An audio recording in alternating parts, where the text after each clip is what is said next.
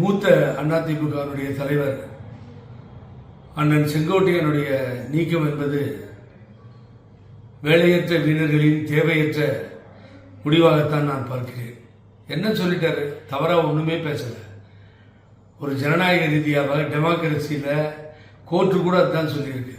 கருத்துக்களை சொல்லும் பொழுது எக்ஸ்பிளனேஷன் கேட்கணும், திரும்பி கேட்க வேண்டும். அப்படிதான் அம்மா தலைமை கழகத்தில் உட்கார்ந்து பல கருத்துக்களை கேட்டு இதே அந்த வேலையற்ற வீரர்கள் சொன்னனே, அந்த திண்டுக்கல் சீனிவாசன், விஸ்வநாதன் இவர்களெல்லாம் உட்கார வச்சு எந்த புகார் வந்தாலும் விசாரித்து அதற்கு பின்னால் நடவடிக்கை எடுப்பார்கள். ஆகவே அவரிடம் அதை கேட்டு தெரிந்து கொள்ள அவசியமே இல்லை என்று தாந்தோன்றித்தனமாக கெடுவான் கேடு நினைப்பான் என்கின்ற ஒரு முடிவிலே இந்த முடிவு எடுக்கப்பட்டிருக்கிறது.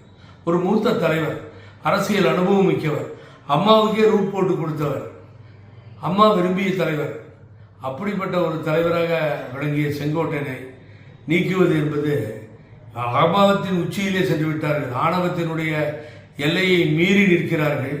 ஏற்கனவே 4வது இடம் என்ற நிர்ணயத்தை மக்கள் முடிவு செய்து விட்டார்கள் எடப்பாடி தலைமையில். ஆகவே முடிவுக்கு வராத நிலையில் தேர்தல் ஆணையமும் நீதிமன்றமும் நின்று கொண்டிருக்கிறது.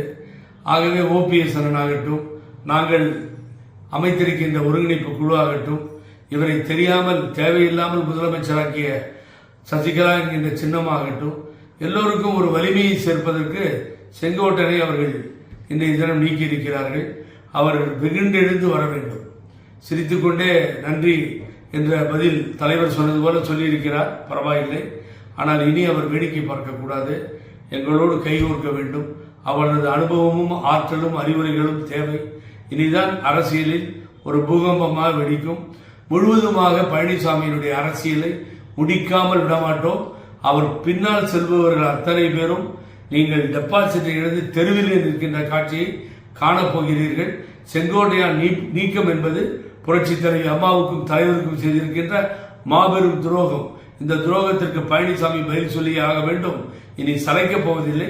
சந்திப்போம் பழனிசாமி.